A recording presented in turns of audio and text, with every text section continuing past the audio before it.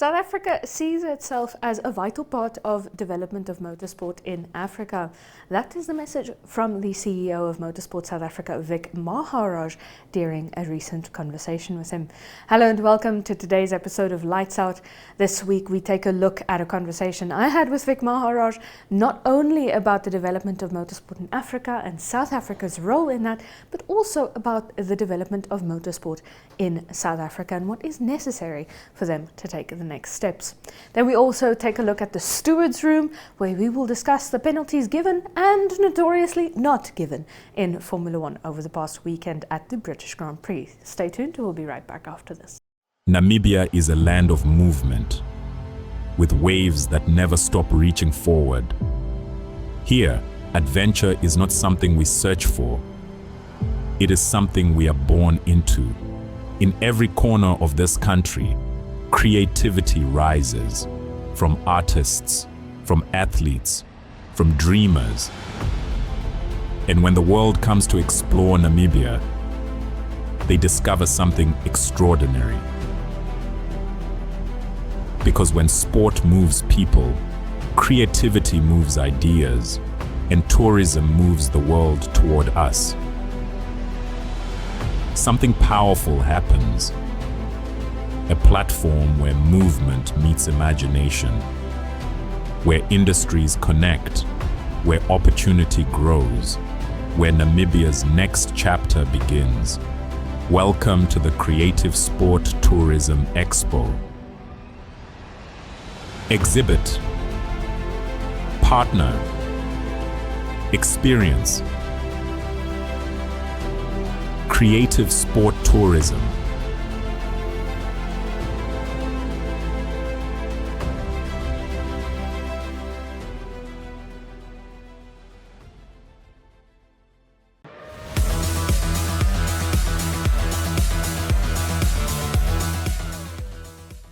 I recently had the privilege of sitting down with Vic Maharaj, the CEO of Motorsport South Africa, to discuss the development of motorsport in his country as well as the rest of Africa and their role as not only the gateway but also the gatekeeper to motorsport in Africa. Let's have a look.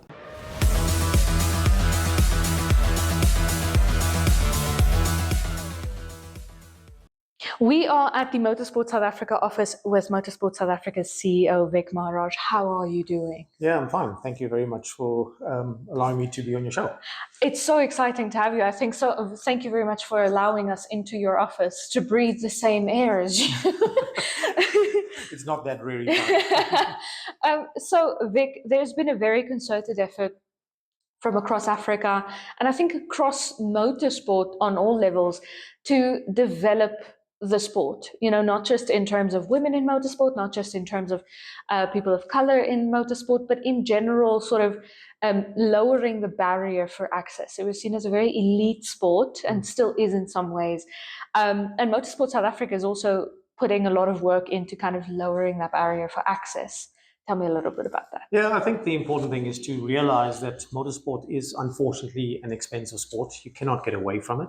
Mm-hmm. So there's various initiatives that we try to bring online. Specifically, sim racing is a big push for South Africa. Mm-hmm.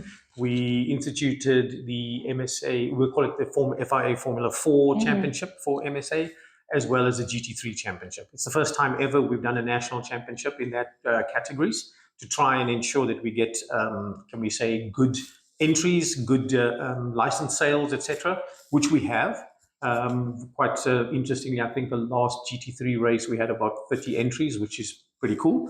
And we had some drivers from around Africa that's taking part. We also do what we call the Four Nations, where we take part with Motorsport UK, Motorsport Australia, Motorsport New Zealand.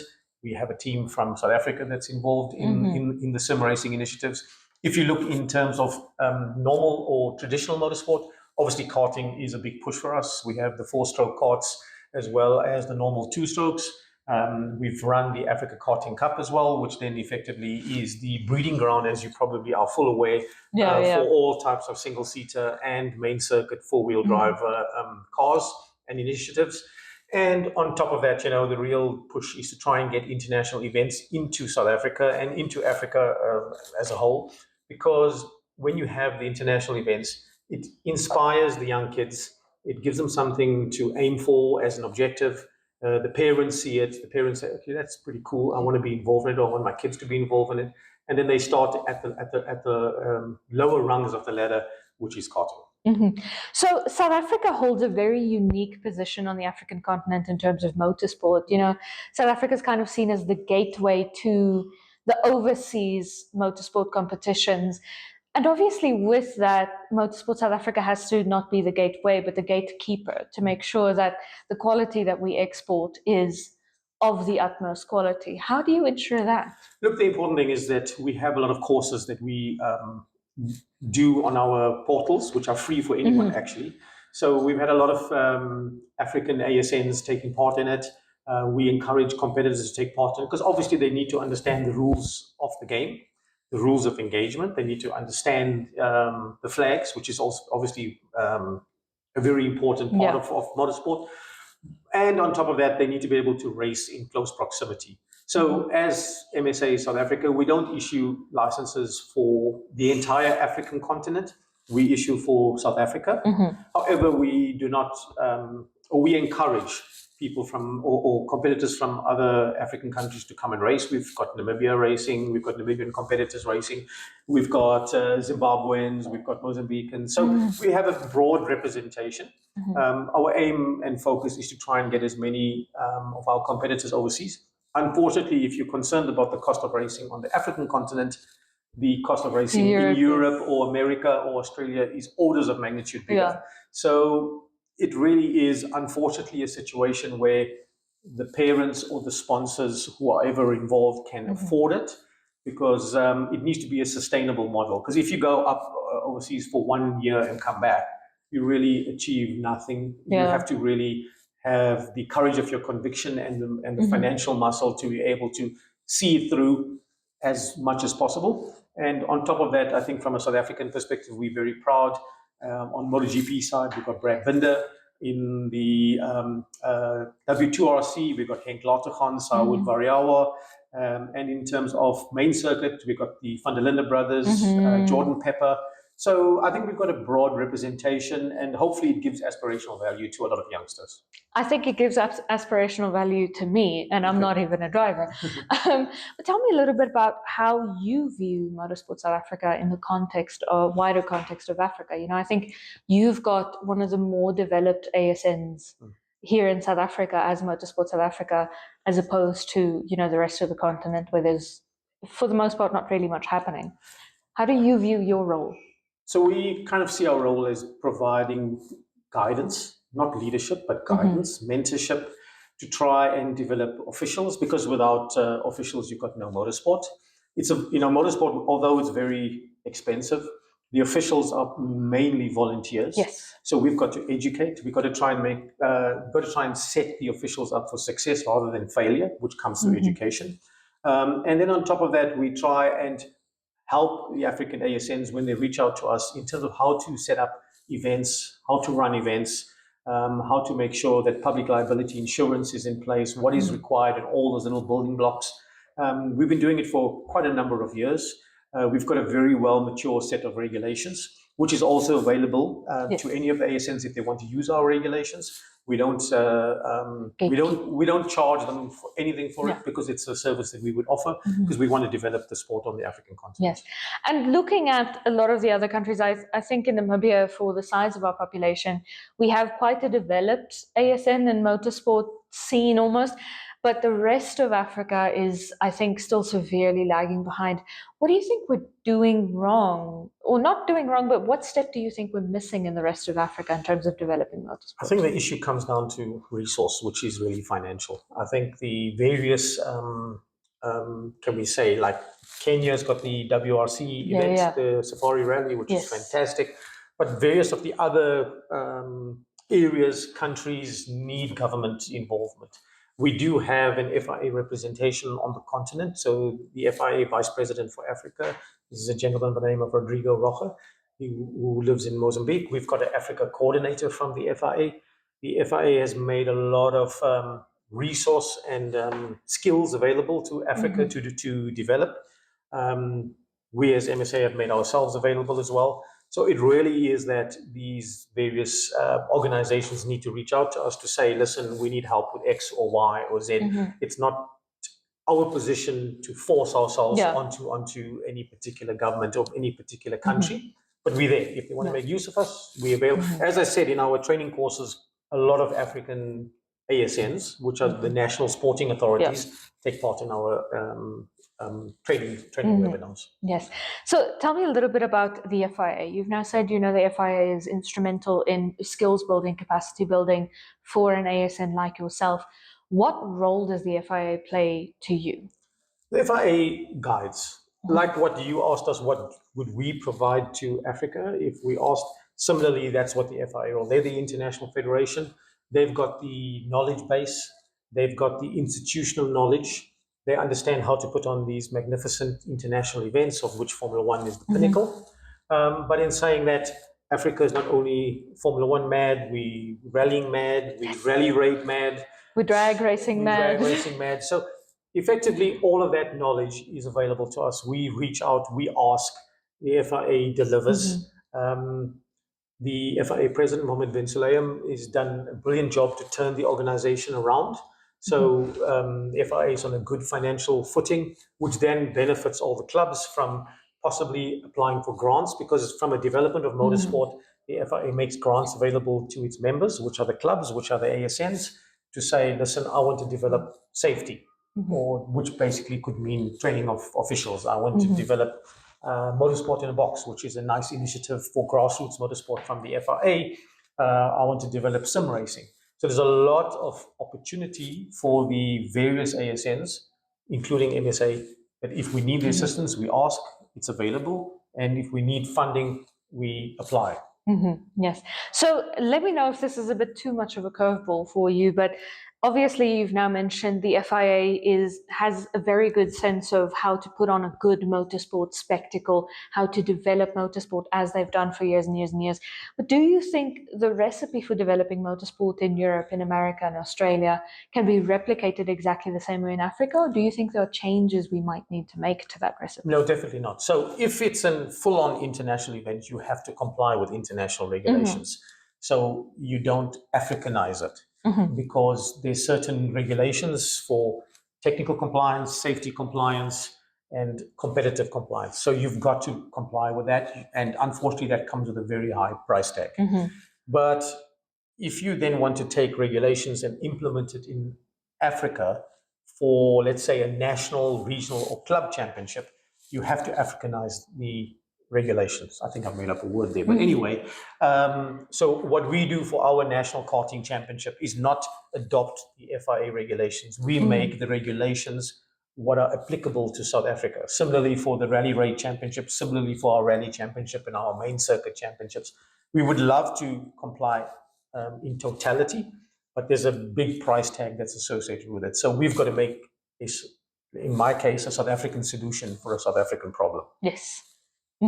Okay, and may I ask you, we are about a stone's throw away from Kyalami. Obviously, there's a lot of talk, and everywhere I'm going here in Joburg, in Pretoria, everybody's asking, oh, Kyalami, how far is it?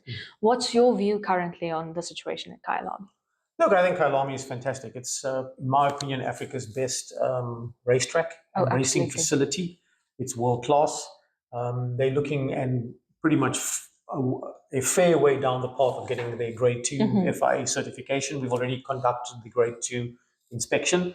What that basically means is everything except Formula One, but they've also had their plans approved for Grade 1 implementation. Yes. It's really a question of whether Kyalami is willing to spend the money in anticipation of a Formula One being given to South Africa, hopefully.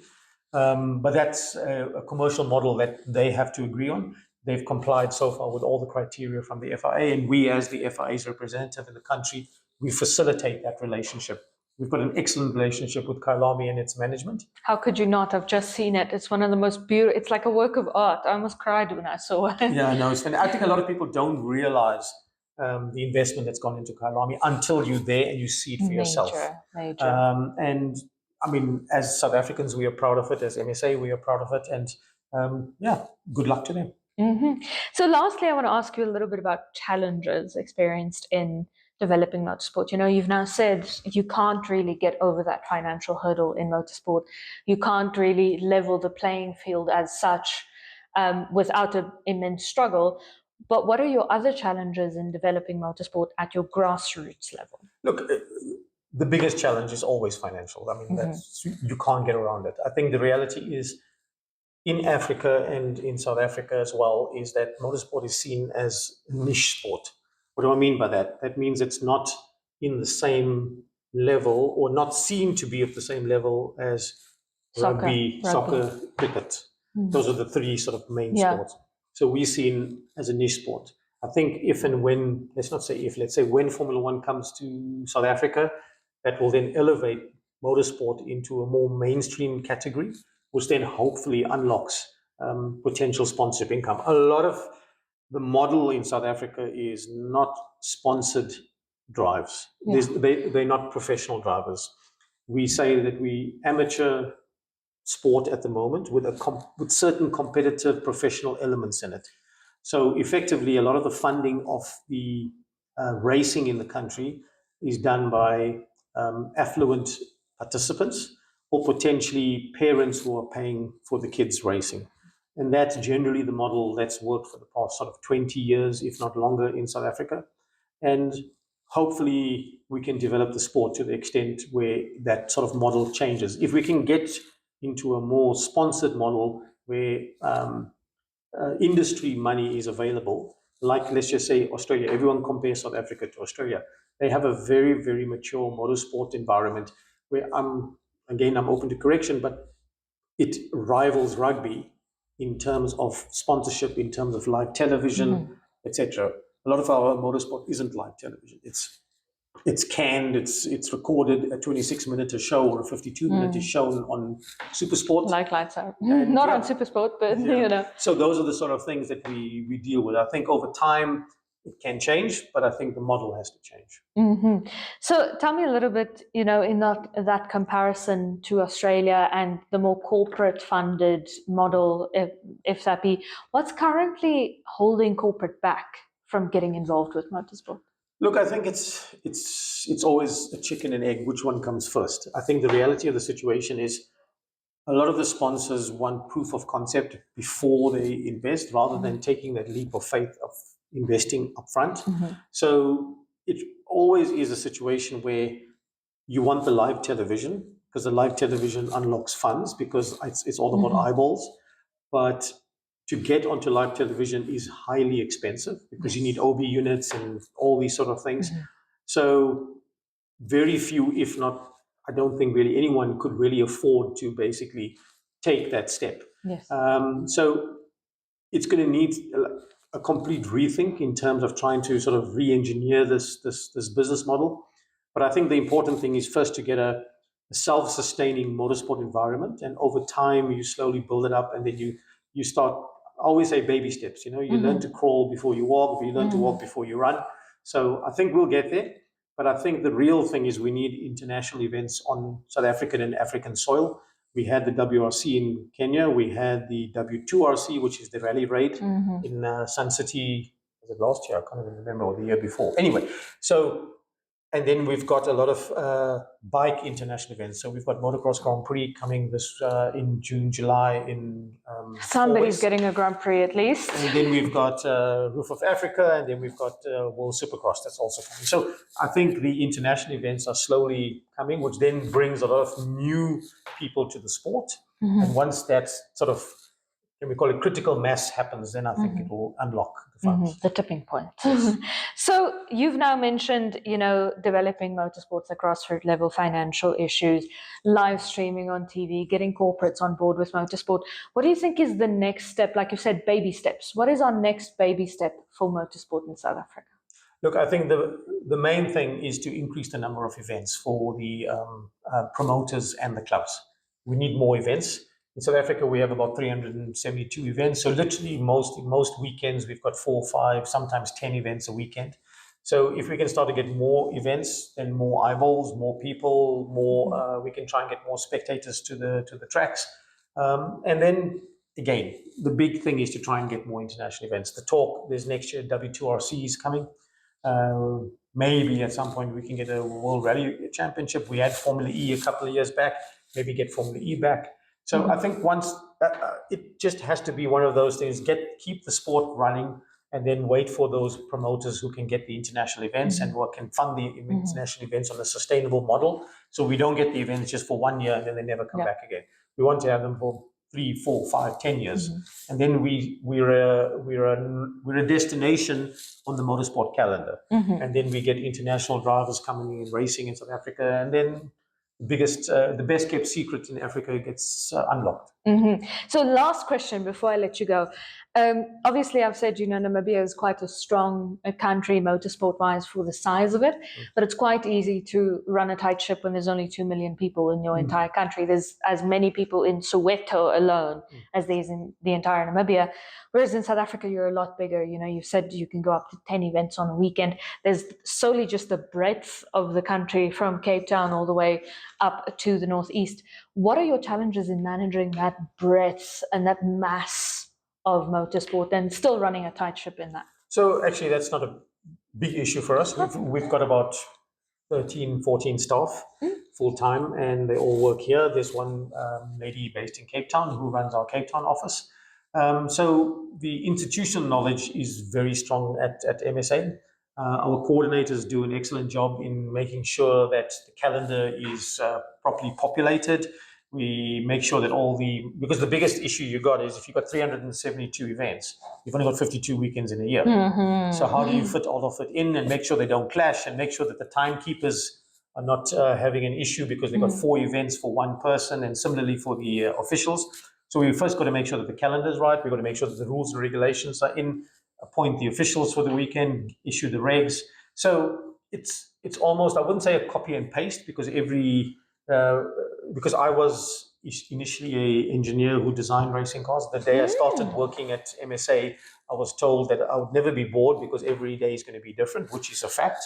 And but there's a lot of copy and paste because we understand the process. We know what's going to be done 3 months before the season. We know what's going to be done 2 months before the season, 1 month before the season. And our season kicks off with a bang because New Year's Day is Dakar. And we've got literally 20, 30 drivers and riders that go and do Dakar. Yeah. So we are already moving in the following year, already in December. So I think I would like to say we're a well-oiled machine. Yeah, I think it looks like a well-oiled machine. Thank you so much for joining us, Vic. I would love to come back and chat to you. No problem. Hopefully the next time we sit here, we'll hear the faint humming of Formula One cars at Kyalami. Who knows? Who knows? It's a good thought. It's a good dream, I think. Yeah. Thank you so much for joining us. That was Vic Maharaj, the CEO of Motorsport South Africa.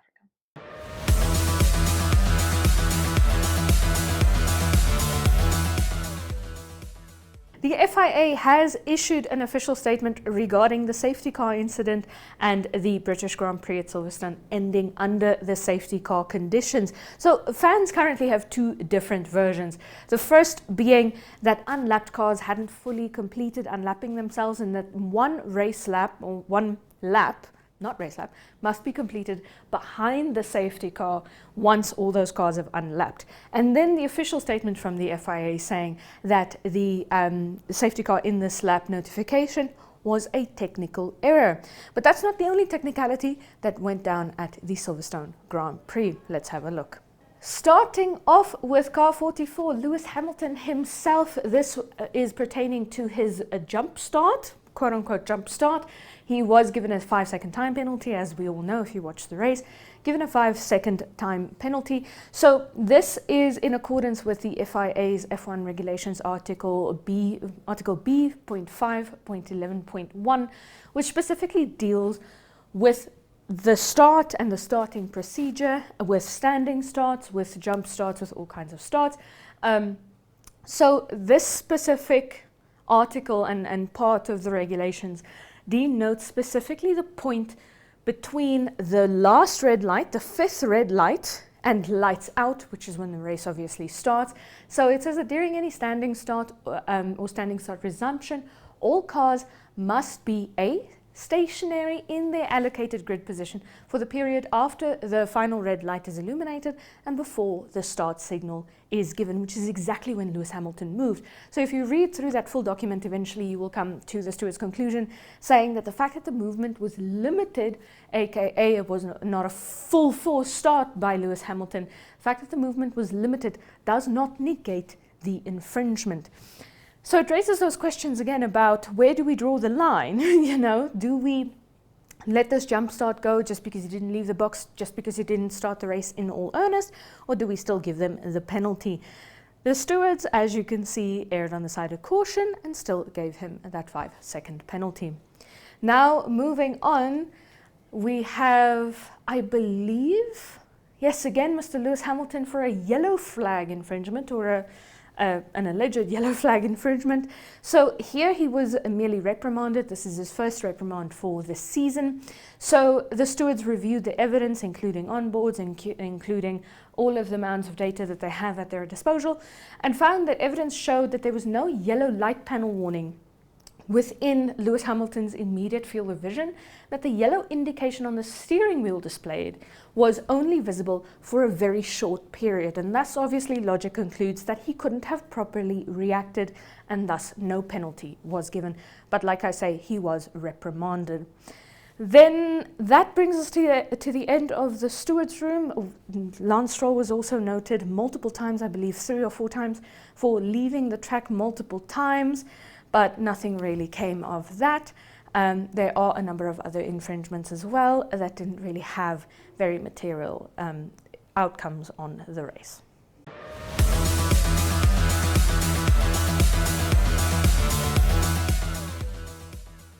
That brings us to the end of this week's episode of Lights Out. Thank you so much for joining us.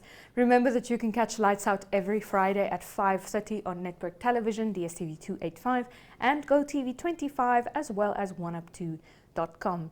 But until next week, drive it like you stole it.